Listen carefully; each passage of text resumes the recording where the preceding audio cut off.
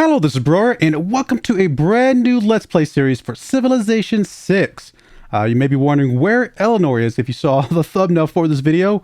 Well, Firaxis went through a huge wrench in our works and came out with some more DLC, kind of unexpectedly to me. Now, I knew it was possibly coming a couple days early because some things got leaked, but obviously I didn't know it was coming 2-3 weeks ago, so pretty cool. I'm mixed feelings about the new DLC. I'm mostly happy that there's some more DLC coming. A little sad that maybe Civ 7 is pushed out a little bit later, but hopefully the fact that the new DLCs are just a bunch of leaders for existing civilizations, that means that they are saving some bandwidth for the resources to work on Civ 7. Guess we'll find out when that comes up. But as you can know from the thumbnail, we are going to be playing as Abraham Lincoln. I did put up a poll. I got like 113 votes on that, so I really appreciate all of the support there. So we're going to be playing as Abraham Lincoln, so let's get into it.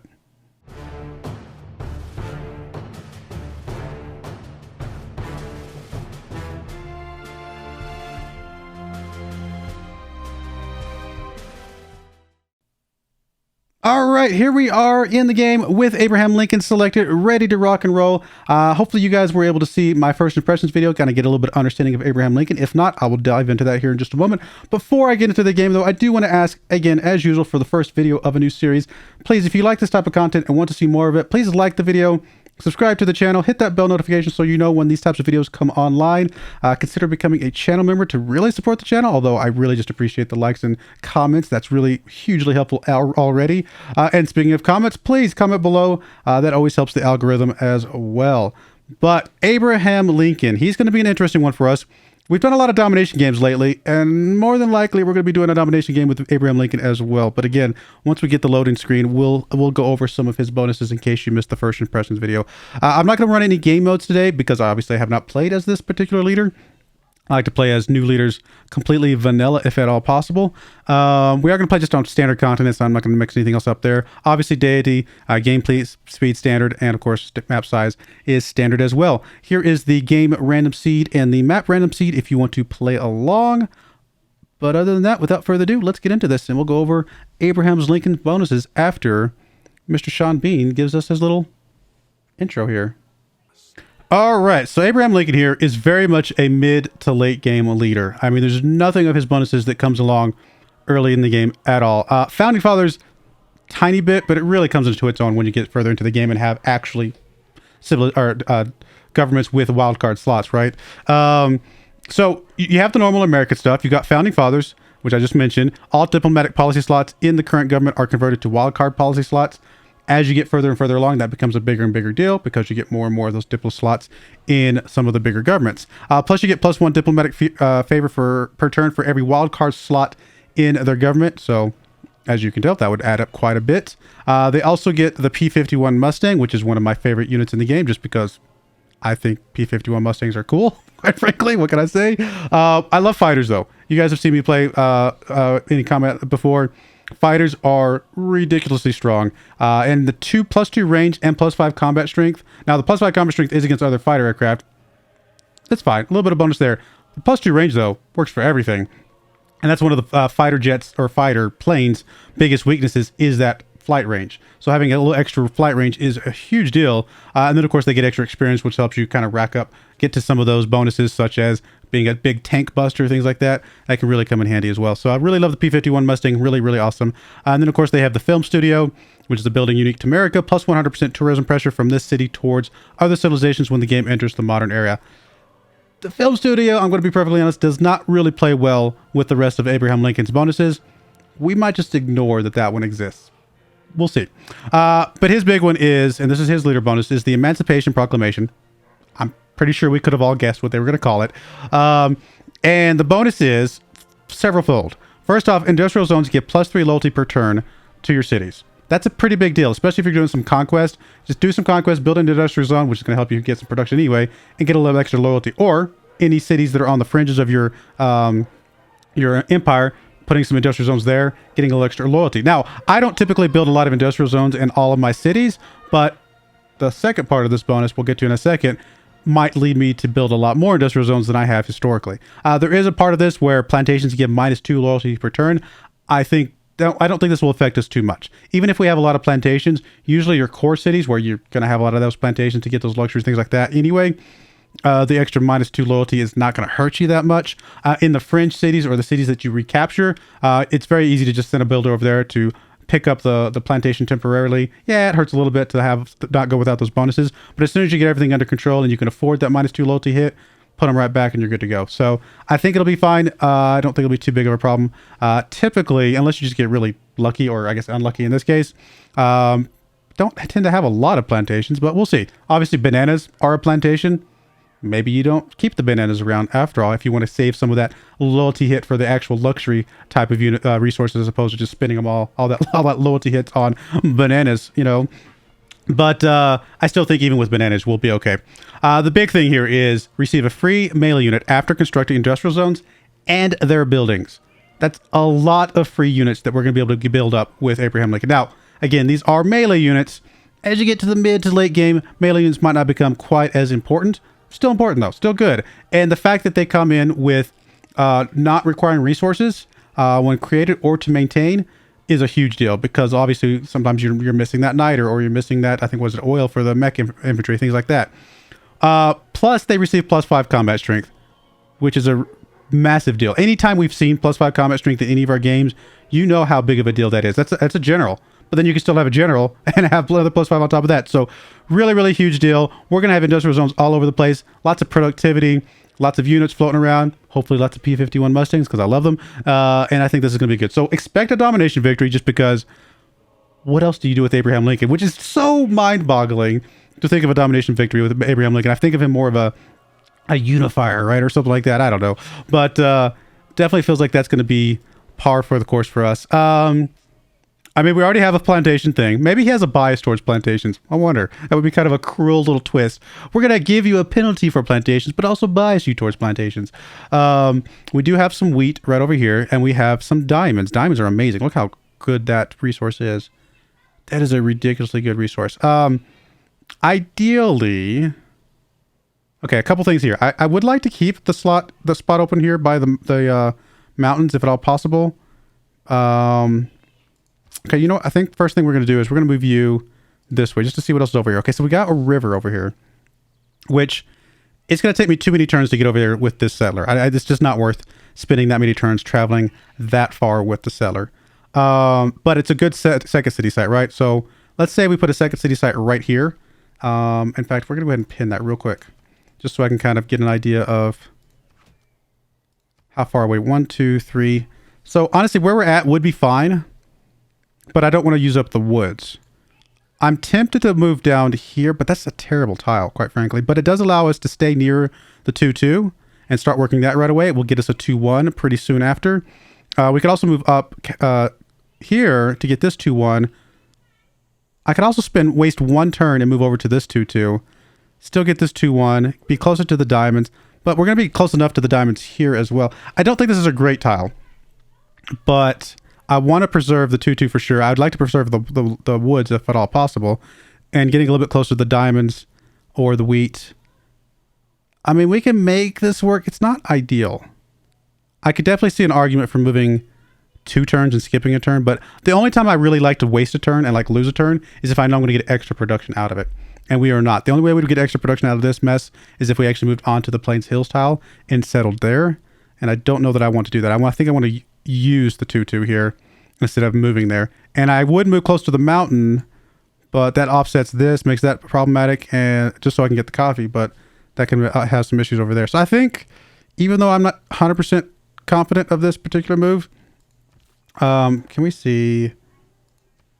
Yeah, because obviously we get the no water here. Do we just... No, I want the 2-2.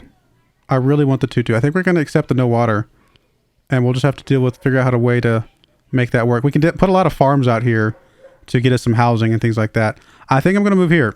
It might be a mistake. I could definitely see a bunch of arguments for not going this route. There's not water over there, is there? No, there's still no water over here. Nope, I think this is fine. This is not ideal. We got 2-1-2 down here as well. I think we're going to be okay with this. I think we're going to be able to make this work for us, and we shall see. Okay, so first things we're going to build, or first things we're going to research are I mean, we definitely want to work our way up to industrial zones fairly quickly. But like I said, it's pretty deep. So we got a lot of time until we can get there. Finding resources is probably a pretty big deal, at least initially, because until we get industrial zones, we will still need resources for our melee units. I mean, I want to hopefully we're going to be expanding out to the diamonds over here. And if that's the case, then I'm going to want to get mining set up right away so we can go ahead and get that into our clutches, if you will. So let's go and go mining, and allows us to chop the copper if we so choose, but unlikely to go that route. As far as building, we are going to go ahead and get a scout. We know we are on a continents map, so we're going to go that route and see what that does for us.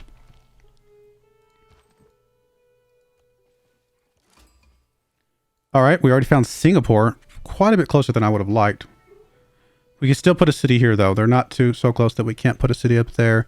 Singapore itself is city routes. Cities receive +2 production for each foreign civilization they have a trade route to. That's a really good bonus to keep around and not purge out of the system. So more than likely, we're going to try to keep them. Now, we did get a bonus envoy, which means we are the first, right? So that is good. We're gonna have to keep an eye on things here. I'm just gonna do a circle here. I mean, I obviously got more plantation stuff here because, again, I wonder if he's got a plantation bias. What makes you wonder at this point? The cruelty of Firaxis. All right, we got a goodie hut. We got cattle down here. Another potentially good city spot down here somewhere. A little bit hard with Singapore, but maybe down in this area, something like that. Lots of plantation spots, though. Goodness.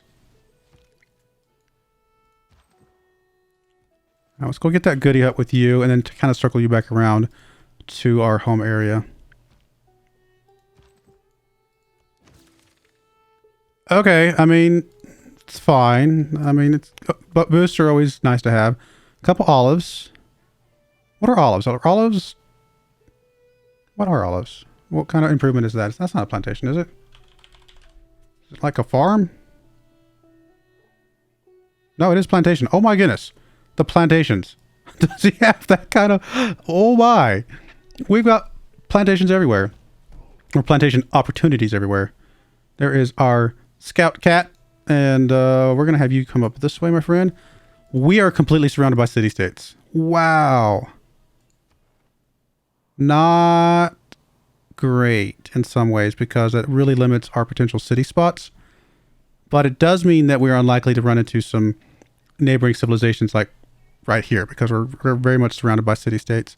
Cities have full housing from water as if they were next to a river.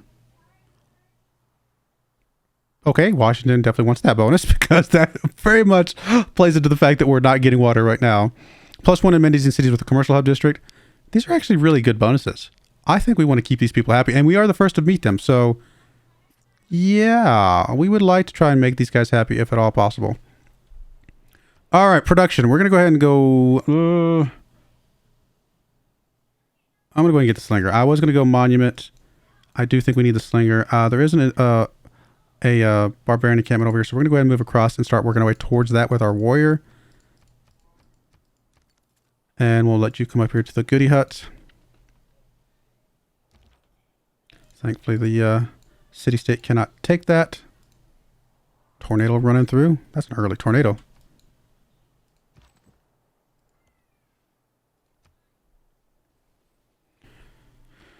About to figure out first city growth. Do I really want to attack the scout? I mean, I guess I'd attack him before he finds our city. More of a target of opportunity than anything at this point.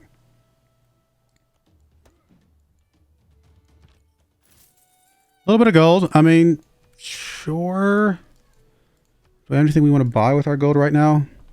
Not right this second. This warrior is a little bit weak. So that must be another city-state nearby. Or not city-state, another barbarian encampment nearby.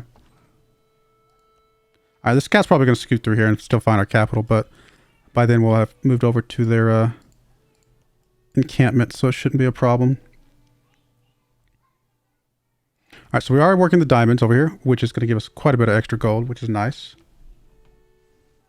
Then suddenly our growth slows down, right? Which you kind of expect based on where we settled. Maybe a huge mistake in the end, but we'll find out. I mean, finding horses can be useful. Getting a granary probably more important though. We need the housing so our city can continue to grow. I want to scooch up this way. Okay, that works.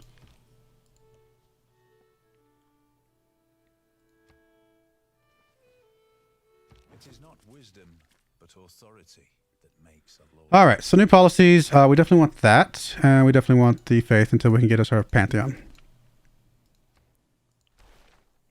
Let's go ahead and get foreign trade. We've already got it boosted. Why not take advantage of that? We get a defensive penalty here, don't we? Because of marsh. Yeah, -2. What about here? Oh, they're both the same. Not marsh, sorry, floodplains. I guess we'll just go here and we'll start healing up to attack that guy. Okay. Interesting. Definitely feel like there's a good city spot down here somewhere, so... But that's about it. Like, we are running out of space over here. Very peculiar. I'm going to let you heal up a tick before I start attacking. Hopefully, Singapore attacks a little bit. Helps us out. Oh my. We are completely surrounded by city-states here, guys. And one of each type. Oh, this one's already been found by somebody, though. So, great person points. I mean, that one's cool. Don't feel it quite as critical as some of the other ones, but that one's kind of interesting. All right, Slinger, I doubt we're going to be able to get over there in time, but we'll start moving you that way. As far as production, we are going to go ahead and go right into... Well, you know, we have no growth anyway, so let's go right into a settler, because at least we can go back down to a lower population and start growing again until we get our granary in place.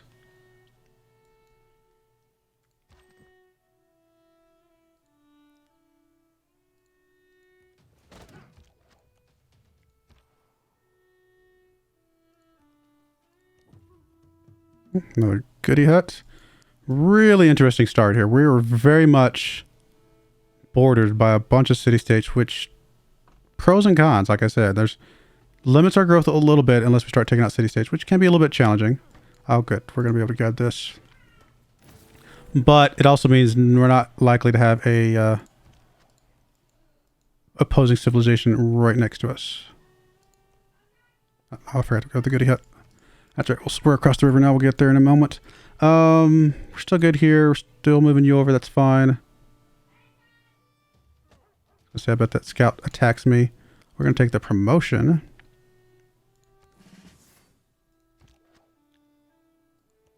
I doubt you can get into the fight, but we'll try. Scoot you up there. We got a free bill. Oh, that's huge. That is a big deal. We got mining. Can we hook this up without the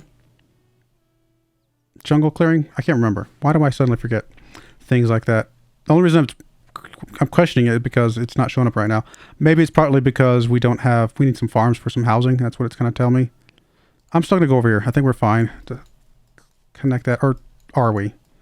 You guys are probably scaling at the screen like, you dummy, you can't do that, or you can, or something of the one of the two. All right, let's go in there. Get a new scout. Fine. Scout will, I guess, come up this way. All right. Well, nothing for the Slinger to do right this second. I'm actually just going to chill you right where you're at. Fountain of Youth. Wow. Okay, that's a pretty big wonder to be able to move our military units by. And there's Lisbon. I haven't really messed with Portugal that much. What do they have as a bonus? Portugal. International trade routes must originate from a coastal city and can only reach cities on the coast or with a harbor, but receive plus 50% yield towards all yields. That's right. They're big on traders. He's got all units receive +1 site, all units. That's pretty cool. And +1 trade capacity when a civilization is met. So we just gave him an extra trade route. Yay us. Open borders with all city-states. Okay. And then Portugal, I think they have a ship, don't they? Yeah, the Now. Places the Caravel, which is a pretty early unit, right? Gets a free promotion, less maintenance, 2 charges to build Fetorias, which are these things. Gives you some gold and production. Okay, and then what else did you have? You had the navigation school. It's actually a pretty strong civilization, isn't he?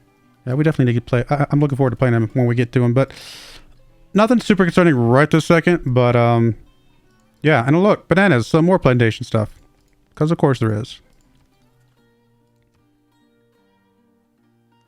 I thought clay must feel happy in the good potter's hand. I was gonna say, I thought we can build a mine. We'll go ahead and build a mine here. Get the extra production, get the extra amenities, help our city out a little bit here, and then we'll go ahead and put down a couple farms probably to get us another housing. And that way, we do have a barbarian outpost close by, so let's go ahead and move this slinger back this direction. We might even need to buy another one here in a bit, but we'll be all right. I'm gonna have you just explore some of this space here, and then maybe put you on auto explore after that. I mean, I would love to get a campus up pretty quickly. Start progressing our science as quickly as possible. Let's go ahead and go that route. I think a campus... I mean, a lot of our stuff, like I said, is mid to late game. So we want to get to mid to late game relatively quickly.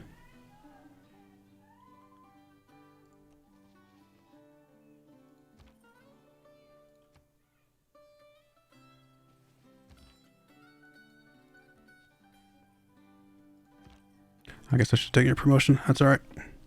I'm going to start circling you back around. There's not much else to see here past Singapore.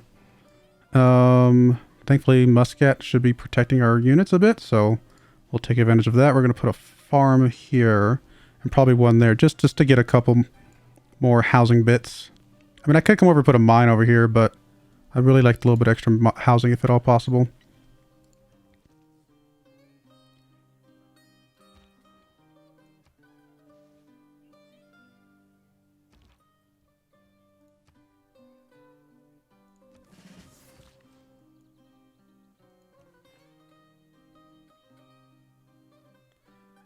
Don't expect this to stick around forever, but just to give us that extra housing. So now we have 4 housing. Oh wow, it's opened up a little bit more over here than I expected.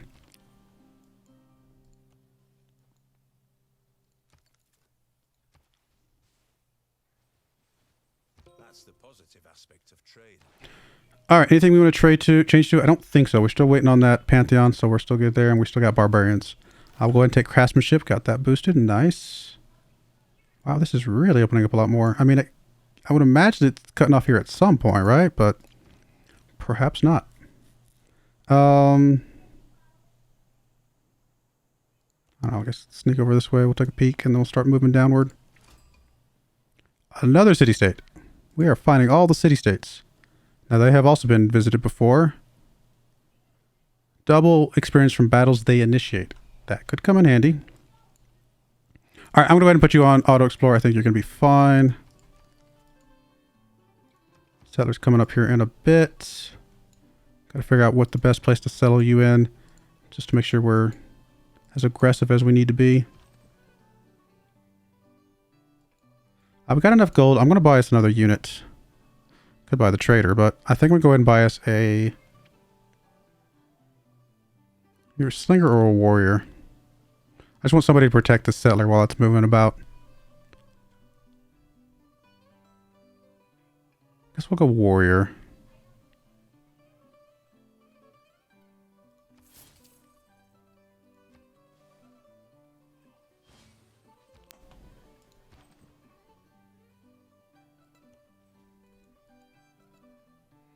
I might just swap you two guys around. Let the warrior go advance over here.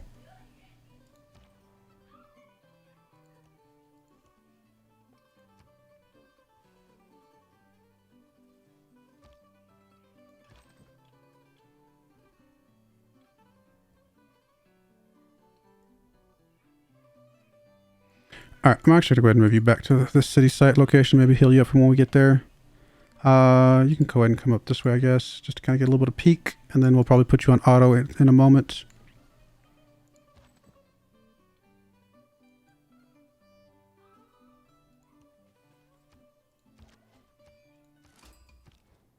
Spain. It's Portugal and Spain. Wow. Interesting. He's a bit further away, though. Not too worried about him at the moment. Yeah, sure, we'll take the delegation.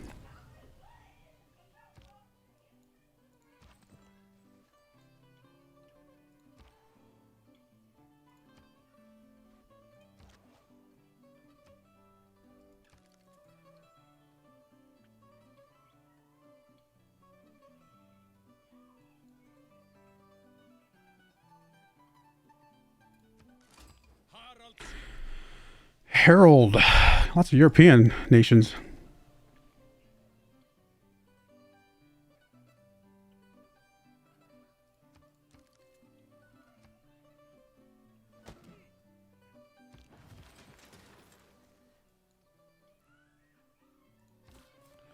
All right, where do we want to settle? I definitely think over here is going to be a good one at some point.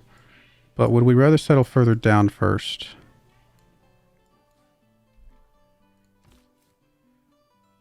I mean, I could definitely see settling on the cows actually as not being the worst idea in the world. 1, 2, 3, 4. And we could still settle on the cows and settle here as well. As well as settling maybe further down if we wanted to, something like that. Which location do I think is going to be better for us now versus later? I mean, I feel like this is a little bit stronger location in general. So we're going to head down that way. Although coastal cities always are pretty good, right? What do we want to do? And we got 8 turns until growth, so we're going to need the granary sometime during that period. So let's go and work on the granary.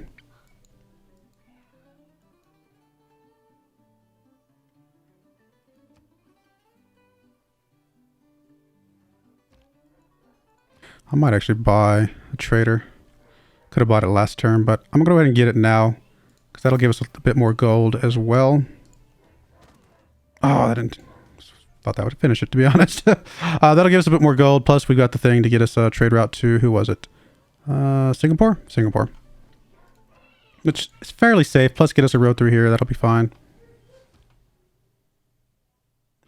Little barbarian quadrime. That's unfortunate that popped out right as we were about to be able to be done with that. So we'll go and get the trade out here. Helps us out internally. Helps us out with another envoy.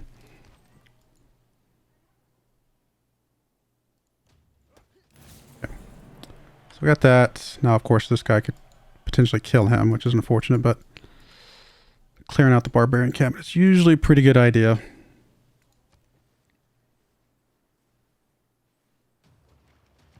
Alright, so we did survive. We'll get away from the coast, and that guy will be fine.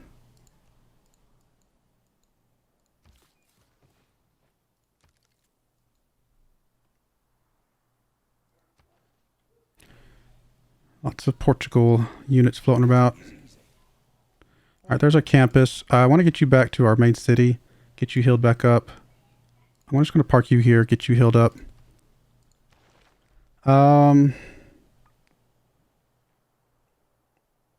Guess finding out where iron is would be pretty useful.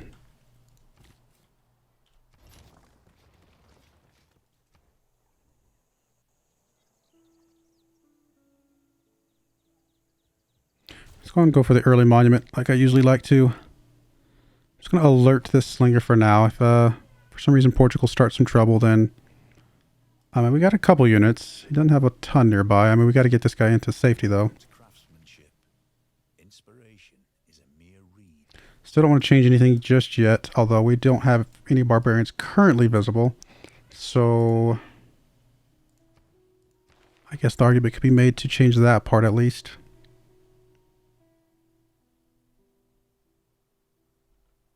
I'm going to hold off for now. I think we're going to be okay.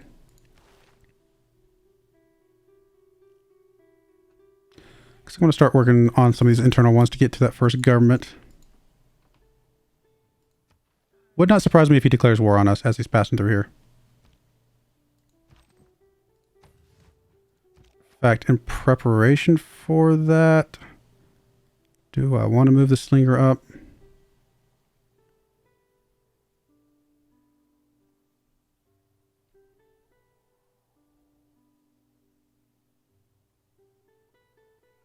I mean, then he just double attacks the slinger with both those guys. I mean, I would be in the jungle, the rainforest here, and get a little bit of a defensive bonus, but I'm not sure if that's what we want to do. Maybe he's just passing through. Wishful thinking, maybe? We'll find out. All right, I feel a little bit safer to move you up in preparation now. I'm going to start advancing you as well, just in case. We did get another barbarian encampment close by.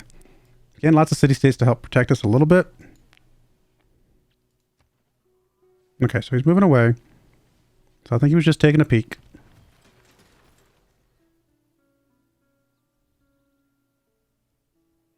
Would like another settler, but kind of like the production boost towards settlers before I focus on that. Do we just go for an early campus right now?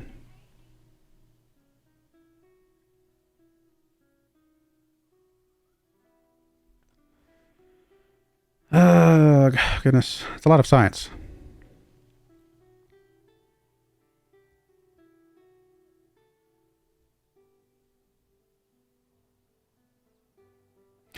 Yeah, let's go for the campus. I don't know. We'll see what that does for us. It's a lot of science. All right, you're already on the side of the river, so we're just going to heal you up a tick there. You are going to go ahead and get on the hill here and alert there. Although I did just leave Philadelphia a bit undefended. If you really wanted to try something. Once this unit gets to full health, I feel better about moving the slinger away.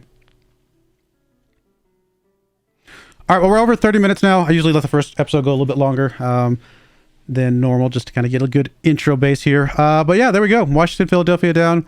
Should get a third city here in a bit. Probably after Philadelphia builds its monument or something of that nature. We'll figure out what we want to do. We'll get us another settler over that way. We might have to do some early conquest, though, at some point, because we just don't have a lot of space, do we? We'll see what happens. If I can at least get 6 cities down, though, that's usually my happy place for feeling pretty good about early things. And then we can settle in for some infrastructure and wait till the middle to late game before we really do any major conquest, maybe. We'll find out. But yeah, I do appreciate you guys watching, though. May God bless you, and I hope you join me again next time. Thank you, and goodbye. I wanted to give a special shout out to the following channel members. Thank you so much for supporting the channel.